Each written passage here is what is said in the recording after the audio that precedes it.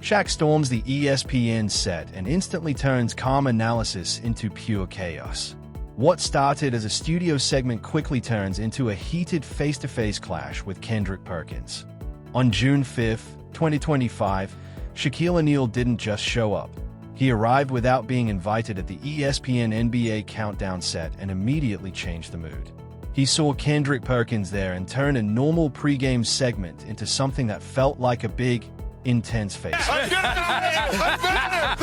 how you talk, man! This is how you talk! The clip blew up online, not just because Shaq showed up unannounced, but because it clearly wasn't random. It was the newest moment in a long, 15-year history between two people who already had tension and history behind them. This didn't begin on TV. It started years earlier on the basketball court, continued through behind-the-scenes disagreements, and slowly turned into a bigger rivalry before the cameras ever caught it. So what actually happened between Kendrick Perkins and Shaquille O'Neal on that ESPN set? And how did it reach that point? Here's the breakdown. Game 1 of the 2025 NBA Finals was just hours away. The Oklahoma City Thunder and Indiana Pacers were ready to tip off, and ESPN's countdown crew was live on set. Stephen A. Smith, Malika Andrews, Bob Myers, and Kendrick Perkins were all in place.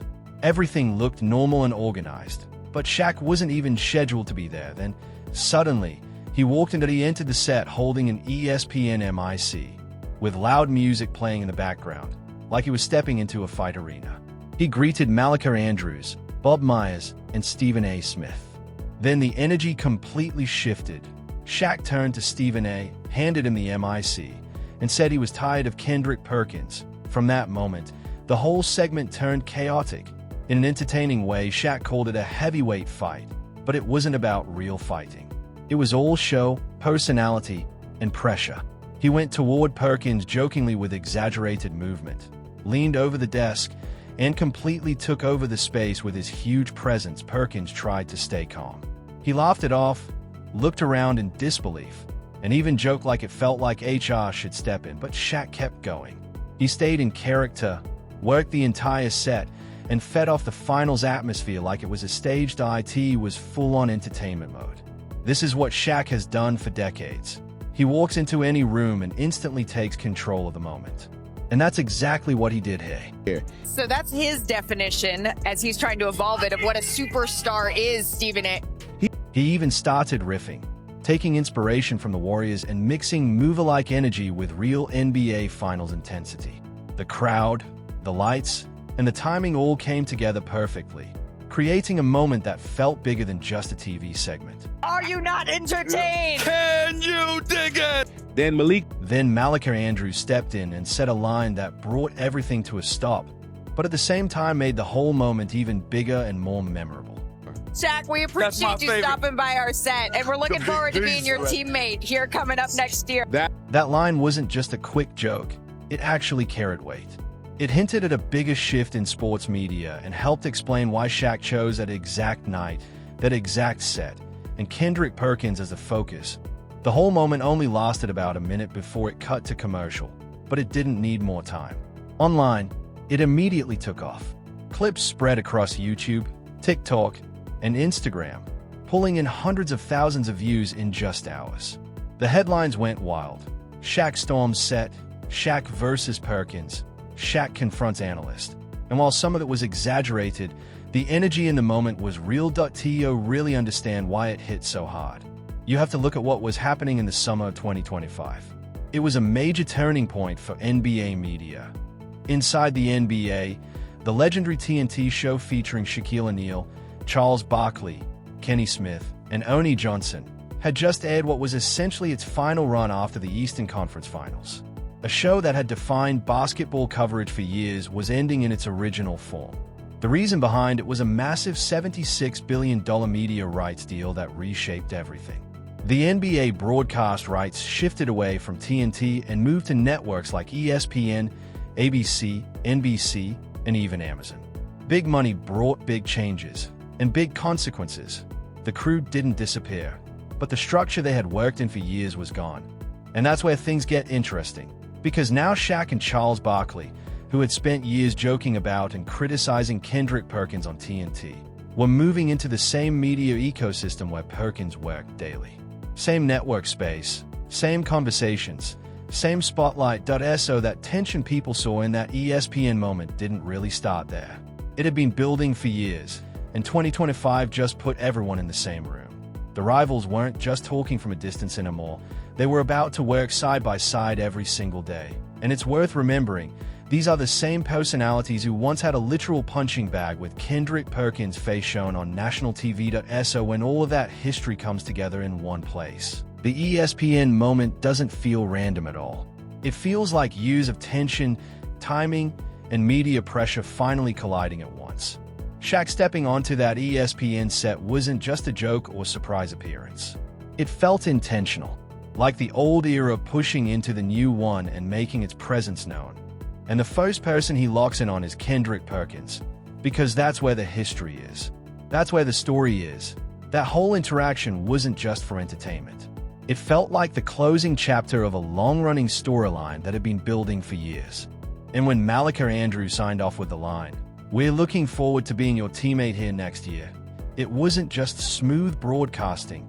It was a clear signal, live on air, that everything was about to change. The era of throwing shots from different networks was ending. Now all those voices that had clashed for years were moving under the same roof, sharing the same space, and sitting in the same conversations. The rivalry that once gave us punching bags, rap diss moments, and those viral roach comments wasn't just something happening from a distance anymore. It was about to become face-to-face every single day, and Kendrick Perkins didn't let the moment die down either. After Game 2, he showed up around Shaquille O'Neal, Kenny Smith, and Isaiah Thomas, greeting them, dapping them up, and keeping the same energy alive. Fans noticed instantly and clipped it everywhere, calling it Perk pulling up. But people who understood the history knew it wasn't just a casual handshake. It was years of media attention meeting in person. That clip went viral because it looked intense, but it felt intense because everything behind it was real. The jokes, the insults, the TV moments, they all came from something deeper that started long before any of them were on screen together. To really understand why that ESPN moment hit so hard, you have to go back to the beef itself, because that's what made everything blow up the way it did. Rewind to 2024. The NBA playoffs were in full swing, and the media world was loud. Constant hot takes, constant debate, constant pressure. That's the environment Kendrick Perkins stepped into when he started calling out two of the biggest voices in basketball media, Shaquille O'Neal and Charles Barkley, and he didn't even need to shout. He kept it calm, but that made it land even stronger. At the same time, the New York Knicks were gaining real respect. Jalen Brunson was carrying them through pressure nights, injuries, and tight playoff battles while still producing at a high level. Josh Hart was doing the dirty work, crashing boards, fighting for every possession, making second-chance plays matter.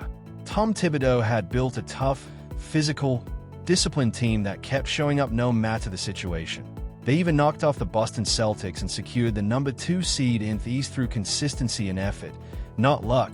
And in that same media environment, every opinion carried weight, and every criticism hit back harder than ever. This wasn't casual work. It was real effort and real basketball being played at a high level. But even with all that, Shaq still predicted the Orlando Magic would sweep them. Charles Barkley went in a different direction and picked the Pacers to beat them. To Kendrick Perkins, that wasn't just an opinion, it felt disrespectful. From his point of view, everything the Knicks had built was being overlooked. So on April 16th, 2024, Perkins went on the Michael Kay show and finally said what had clearly been building up. He basically said Shaq and Barkley weren't really watching the Knicks consistently. That the only time they probably saw them was when they had to cover them on game nights. In his eyes, their takes weren't coming from close attention. They were coming from a distance, and that's what made it hit differently. He wasn't just saying they were wrong. He was questioning how informed they actually were. That's a much sharper kind of criticism, because it goes straight at credibility, and when you get that specific, it's not easy to ignore. TNT's crew didn't treat it like harmless debate either. They didn't hear it as casual commentary. They saw it as a challenge.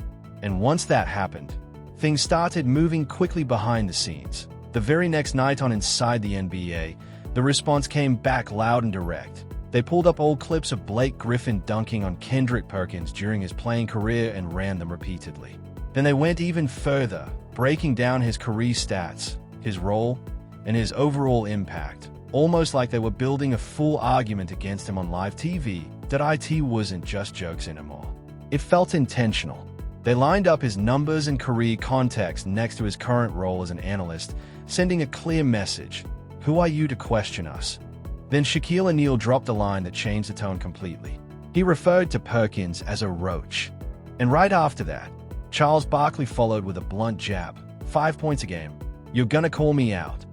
That one line spread everywhere instantly. Simple, direct, and impossible to ignore. At that point, social media already had enough content to run wild for days. But then it escalated again. On April 23, 2024, during a post-game segment after Mavericks vs. Clippers, the Inside the NBA crew took things to another level. They brought out a punching bag with Kendrick Perkins' face taped onto it. The image was reportedly edited to exaggerate features, making it even more provocative. Barkley went first.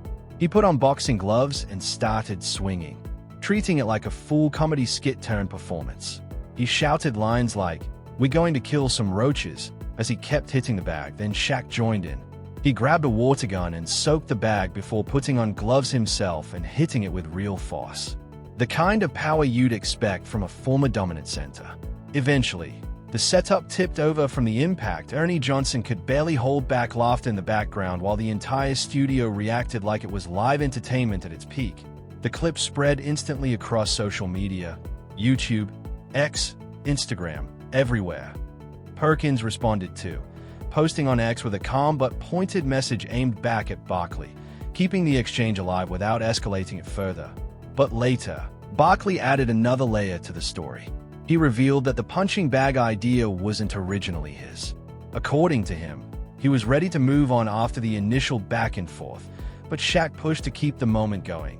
And that detail mattered, because it showed this wasn't just random TV comedy. It was personal pride mixed with entertainment. For Barkley, the real issue wasn't the jokes or even the criticism. It was Perkins' claim that they weren't watching games closely. That struck a nerve, because Barkley has always taken pride in knowing the game, studying it, and being fully engaged with it. Drop a comment and let me know what you think. Music, was this ever real beef or just great entertainment? And I'll catch you in the next one.